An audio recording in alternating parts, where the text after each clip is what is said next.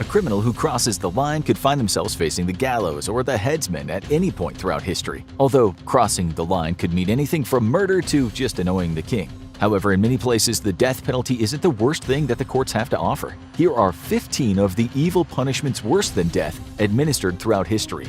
Number 15. Flaying. Let's turn the clock back to ancient Assyria, roughly 850 BCE. The ruler Ashur-nasir-pal II was known for his brutal treatment of captives and rebel leaders, but one method created a special dread for victims. Using a special set of knives, the torturers would slowly remove the unfortunate victim's skin, and this was something they practiced a lot. They not only knew how to remove the skin smoothly, but how to keep the victim alive for as long as possible. To ensure this, they'd start the cutting at the lower legs, thighs, and the buttocks, all areas without proximity to vital organs, making it more likely the victim would remain in agonizing pain for longer without bleeding out. This was a highly effective form of torture, and if the torturers wanted information, they were likely to get it quickly. A victim who gave their captives what they wanted could survive the beginning stages of flaying, but the risk of infection would be high. But for most, it was a prolonged and terrible execution. So how long could someone survive a flaying? The combination of blood loss, infections, shock from extreme pain, and hypothermia from exposure to the elements without the protection of your skin means most people could survive few days at the most after being flayed. The skilled Assyrian torturers knew how to remove the skin smoothly, often keeping it in one piece for it to be displayed as a horrible flag of warning. They were clearly proud of their skill, and torture is immortalized in many of their art pieces from the era. And while the Assyrians eventually passed into history, the method became less common but did not die out. It was a common method of torturing religious heretics in empires for more than 1,000 years, and while using it on a human today would be frowned upon, it's still a common skill for hunters who want to keep an animal's pelt intact for use. But that's nothing compared to what the Persians came up with. Number 14. The boats. Flaying usually kills people after a short period of intense torture, but other methods keep the pain going for a lot longer. When a soldier named Mithridates murdered the brother of the king wanted him to suffer. Sure, the king's brother had been attempting a coup, but it didn't matter. He ordered the soldier to be taken to the boats. This wasn't exile, it was something much worse. The condemned could be taken to a pair of boats, with one lying on top of the other. Holes would then be cut in the boat for the victim's head, hands, and feet. So he would be trapped inside. But then the real torture begins, and it starts with dessert? The condemned man is force-fed a mixture of milk and honey, pumping him full of the sweet mixture until he's nearly to the point of nausea, and left in the sun with the sticky substance drying all over his face and body. And from there, nature takes its course. The sweet mixture starts attracting insects, who land on the man's body and begin sucking it off of him, creating a constant feeling of irritation. Joining the flies will be bees and wasps, which will be painfully stinging him. And inside the boat, the man's bloated body will release excrement, which will attract worms and other vermin. Inside the darkened boat, they'll start biting at his body and eventually burrowing in, leading him to die a slow, painful death from his body being consumed by vermin. This technique seems to have only been used in Persia, although it horrified the Greco-Roman historian Plutarch so much that he made a special mention of it in his biography of the sadist king who invented it. Was this just one madman's creation, or was this a common fate for criminals and traitors in Persia? The answer might be lost to history. It wasn't the only time animals were used to bring death. Number 13. Poena Cullae. Roman law was one of the most advanced systems of law the world had ever seen at the time, and that also meant the judges could get a little more creative. When a judge had a suspect in front of him who had been convicted of killing his father, he decided he deserved more than just a simple execution, and there would have been some surprising supporting characters in the mix. First, the convict would have been severely whipped, and his head would have been covered in a sack, at which point he would have been sewn up into a large leather sack. But he wouldn't be the only one in the sack. He would be joined by a collection of live animals, none of them friendly. At which point the whole collection would be thrown into the water to drown, with the idea that the animals would savagely attack the unfortunate man in their panic as they all sank down to their watery deaths. No word on if the animals were convicted of anything. But what animals were chosen for this terrible ritual? This varies, but one thing that seems consistent is that they were all capable of causing pain. One common choice was a rooster, whose beak and talons were capable of dealing out a lot of damage quickly. Also common was a venomous snake, who's more likely to bite when panicked. Not even a man's best friend was safe. A wild dog was a common addition. The fourth varies, but several reports point to a monkey being included, which might seem like an odd choice unless you've been attacked by them and seen how quickly they bite and claw. One thing is for sure, this wasn't a role any of them were auditioning for. While this was mostly a Roman invention, it's reported that it was revived to a certain extent in medieval Germany. There, only a cat and a dog were used, and they fought like, well, you know, Unlike other forms of execution, this one wasn't about prolonging the torture of the victim, it was simply about making those last few minutes before drowning as horrible as possible. But no Roman execution method was more infamous than this one. Number 12. Crucifixion.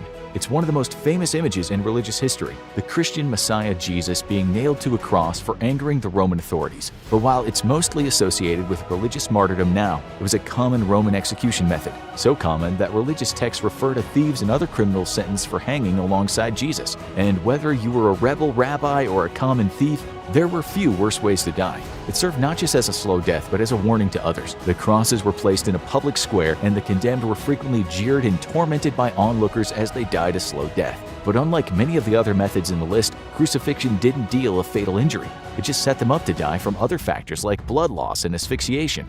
And the torture started early. The ritual would start with the condemned being forced to bear the heavy wooden cross on their back, often while being whipped. After the cross was placed, they would be nailed to it through their wrists and hung from it. Sometimes the feet would be nailed as well, although evidence isn't consistent. With their arms splayed out to the side, they would be left to hang for anywhere from hours to days. Because their whole body weight was held by their arms, the typical cause of death would be trouble breathing due to the pressure on the lungs. However, elements like heart failure, dehydration, or infection from the wounds inflicted by the crucifixion and whippings can also spell the end of the convict. However long they lasted, it would be an agonizing end. But because this execution method isn't immediately fatal and due to its religious association, today a small group of zealots chose to have themselves temporarily crucified as a penance ritual.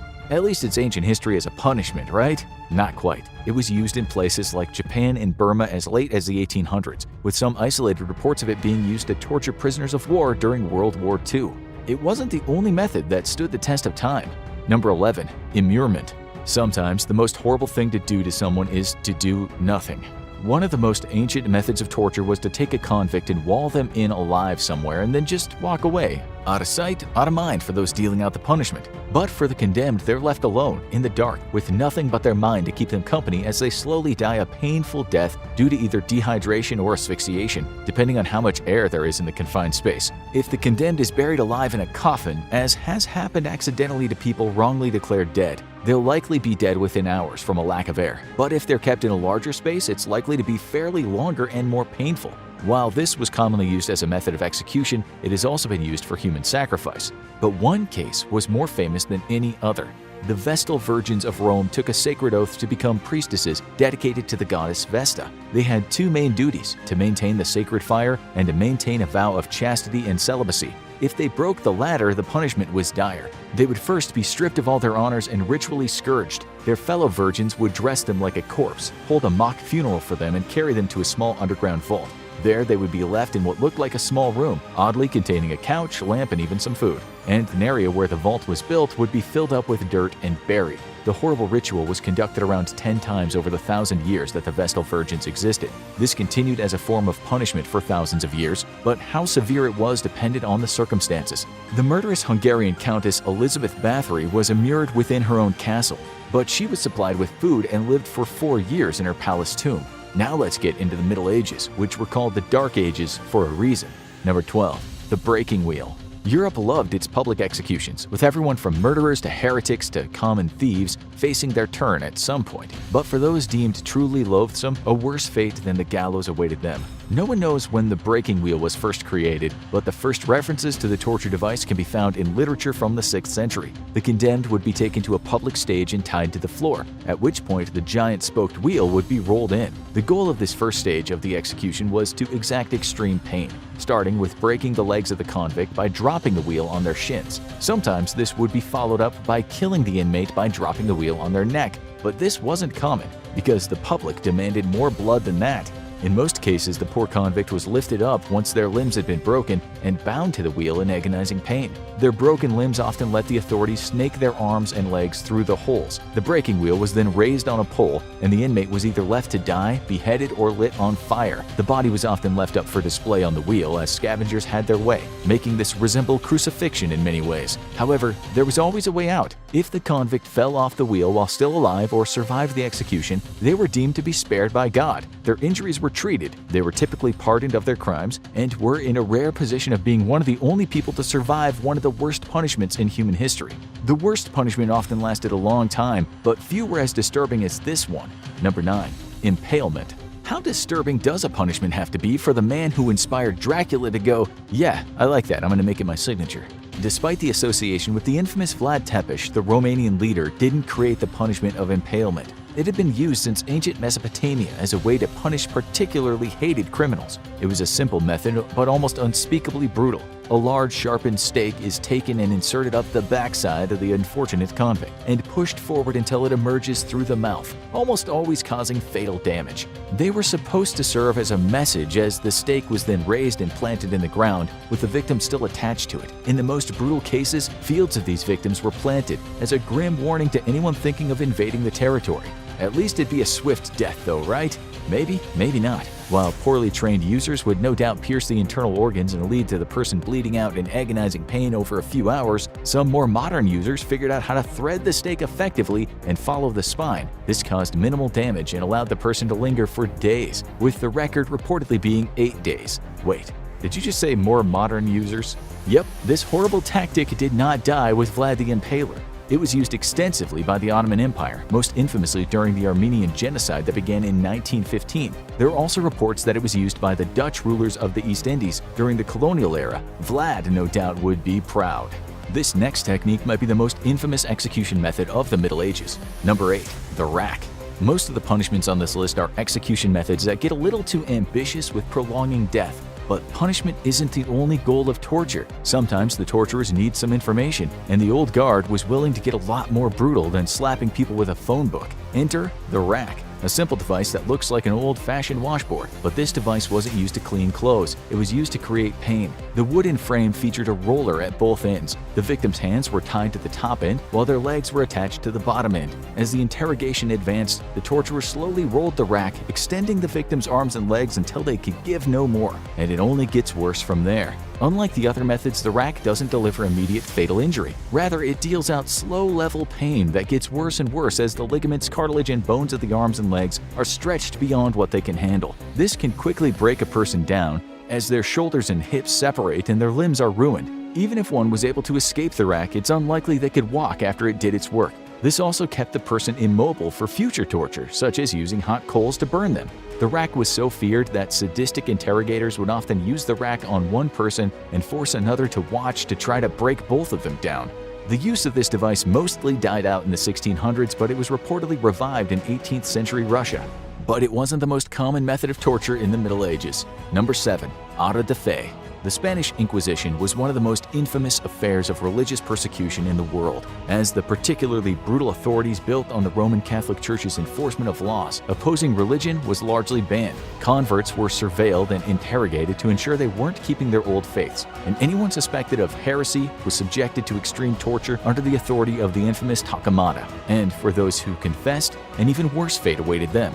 They would be subjected to a ritual of public penance where they would be paraded before the public and abused, wearing garments bearing their accused crimes. Then the authorities would proclaim their guilt or innocence. For some, it would be innocence, as they would collapse in gratitude and relief. But for most, it would be guilty, and horrors awaited them. The punishment would typically begin with public whipping and torture, but it would only end one way. The convicted would be tied to a stake, kindling would be piled under them, and they would be lit afire and burned to death while still alive. It was a horrifying way to die, but the only grace of mercy was that many passed out from the intense smoke before they burned to death. This execution technique is typically associated with witch burnings, but most of those killed by burning over the centuries, from the 15th to the 19th, were either religious minorities or critics of the dogma and tactics of the Inquisition. And it stayed in Europe. Despite persistent rumors, no witches, accused or otherwise, were ever burned in Salem. Not all these punishments are famous, but this next one is no less disgusting. Number 6. Schwedentrunk. The Swedish drink. Sounds delicious, maybe like a lingonberry soda. But for those who were being invaded by Swedish troops during the 30 Years' War in the 1600s, it was no laughing matter. This wasn't so much a traditional punishment as a method of torture and robbery used by ruthless soldiers, many of whom were out of supplies and intended to take them from the locals by any means necessary. It's a simple technique. Force your captives to drink as much as they possibly can, until they give you what you want. If you've ever tried to drink a whole gallon of water as a part of a dare, you know this can get very unpleasant, very quickly, because your stomach can only handle so much. But this wasn't just drinking water. The Swedish troops would tie the person up and use a funnel to pour the liquid into the person's mouth, and the actual substance would be an unpleasant surprise. Sometimes it would be water, sometimes it would be boiling water, causing terrible internal burns. Sometimes it would just be disgusting, like urine or sewage. In addition to the possible poisoning or infection, this could cause the person's stomach to stretch or burst from the massive amount of liquid. For the soldiers who wanted to add a little additional pain, they would then beat the victim's swollen stomach and even stab them with spears. It's no wonder that most of the victims in the path of this torture learned to just give the soldiers what they wanted and pray that that would satisfy them. Now let's head across the pond for something that isn't as funny as it sounds. Number 5. Tarring and feathering. It almost sounds like a cartoon gag. The unfortunate convict gets a bucket of tar dumped on him, and now they're all sticky. And here come the feathers. They look like a giant chicken. But this isn't slapstick comedy. It's a feared fate for those who angered the mob in 18th century America. The tradition might have started much earlier. It was first referenced in an order by Richard I in 1189, but it didn't catch on until tensions started rising in the British colonies in North America. Angry rebels in the years before the Revolution would protest tax laws by kidnapping British officials or suspected informers, coating them in pitch tar and covering them with feathers to publicly humiliate them. It was considered a grave insult and good sport for the rebels. But the truth was actually much worse. How do you get the tar nice and sticky? You heat it up. While this wasn't often the case, often tar poured on the victims was boiling hot, and when it dried and came off, it would take pieces of burned skin with it. There's no report of anyone dying from being tarred and feathered. Many of the victims were left in agonizing pain and had permanent burn scars. The punishment became rarer after the Revolution, but it was hard to keep good torture down. The Mormon founder Joseph Smith was tarred and feathered by anti-Mormon radicals in 1832, and a German-American farmer named John Meintz was subject to the punishment in 1912. His crime? Not supporting war bond sales during World War I, and likely just being a German-American during wartime. This next one might be a bit of a catch-22. Number 4. Trial by ordeal. You've been accused of a horrible crime and the penalty is death. The good news is you can get out of it. You just have to do what? Trial by ordeal goes back to antiquity, when the most common form was trial by combat. This one was actually rather fair. You just go into the arena, fight a guy, and if you come out alive, you're free. Want to prove you're innocent of murder? Just commit this other murder. This would fall out of favor eventually, but elements of it persisted in the duels that became common in the West. But in other cases, the odds were stacked against you. These trials would often resemble torture, such as the accused being sentenced to trial by fire. In this one, the accused would simply have to walk barefoot over a field of hot coals or hold a red-hot iron. Sometimes the person simply had to accomplish the painful task, but more often they would be checked for signs of injury and only deemed to be innocent if they somehow managed to escape without getting burned. The odds aren't looking great here, but one twist on the trial by ordeal was particularly sadistic. When witches were accused and placed on trial, they often proclaimed their innocence. But how do you prove something that probably doesn't exist? Those who trialed the apparent witches had an idea. The accused witch would be tied up and submerged in water to drown. The idea was that the witch would be able to use supernatural powers to escape. So if she managed to escape, she was clearly a witch and would be put to death. So how would someone prove their innocence? Simple. Die. If the accused witch drowned, they were clearly innocent and would go to heaven, according to the dogma. Even when the accused wins, they lose. The next punishment has some accessories. Number 3. Rat torture. How do you turn rats into man-eaters? The first reports come from Roman Catholic writers alleging torture in the Tower of London during the Elizabethan era. They claimed that as the tide rose and the River Thames rolled in, rats would climb into the prisoner's cell and viciously attack him. Some doubt this happened since rats typically don't attack humans unprovoked, but the reports might have encouraged some people. Because in the 16th century during the Dutch Revolt, someone did manage to weaponize the furry plague vectors. A pottery bowl filled with rats would be placed upside down on a prisoner's body, and hot coals would be placed on top of it. As the bowl heated up, the panicked rats would desperately gnaw at the prisoner's flesh to try to find refuge from the heat. Someone called PETA. It's grotesque and it worked. Rat torture isn't a particularly common form of torture simply because it depended on living animals doing what you need them to do, but the fear that rats create made it an appealing option for particularly cruel dictators, and it made an appearance in military dictatorships in South America during the 20th century. Argentina in particular was infamous for using a retroscope to insert live rats into people and letting the creatures dig their way out. It's mostly a horrifying fact of the past, although in 2010, a man threatened his kidnapped victim with rats to get him to grant his wife a divorce. This next torture is especially horrible because the victim does it to themselves. Number 2. Yubitsume. Japan's criminal scene is powerful and secretive, and agents that fall short of a task assigned by their boss often face severe punishment. But unlike the American gangsters who might find themselves wearing cement shoes, members of the Yakuza often face another penance, less deadly but bloodier. In order to atone for their offenses, they must sacrifice a piece of themselves, particularly a piece of their little finger. This is not only extremely painful, but is considered to weaken them because the little finger is key to maintaining the grip on the hilt of a sword. But that hasn't stopped it from being used for hundreds of years. The penitent Yakuza member begins by laying their hand on top of a clean cloth. They then use a particularly sharp knife, called a tanto, and slice off their little finger just above the top knuckle. They then wrap up the fingertip in a package and present it as an offering to the head of the crime syndicate. Why would they want it? Tradition, because not only was this ritual used as a method of penance, but in the past it was used as a form of payment by gamblers who fell behind on their debts. The good news is, if the agent screws up again, they can do the ritual again. The bad news is, they're gonna run out of fingers eventually. Finally, sometimes there's nothing more terrifying than nothing. Number 1. White torture. Solitary confinement is torture in itself, stripping someone of all their comforts and isolating them from any human contact. But usually, they at least have a sense of space that they can use to orient themselves. White torture strips them of even that by placing them in a cell of nothingness. The prisoner is deprived of color, giving them a cell where the walls, floor, and ceiling are entirely white. Not only that, their clothing is also white, and any food given to them, usually plain rice or porridge, is white as well. Taking this to the extreme, the cell is equipped with bright neon tubes that prevent any shadows from falling on the cell. And the soundproof cell leaves them with nothing but their own mind. And that mind slowly starts going insane. An extreme form of sensory deprivation, this was reportedly used extensively in Iran against political dissidents, who could be held for months or even years in one of these cells. It also showed up in Venezuela, and international human rights groups even accused the United States of using it on accused terrorists in Guantanamo Bay, using goggles and earmuffs to block out their senses. But in all these cases, the facilities are tightly guarded, meaning all anyone has to go on is the reports of the victims, and those are harrowing, with many claiming the extreme sleep deprivation left them unable to sleep even after they were freed, and haunted them for years afterward.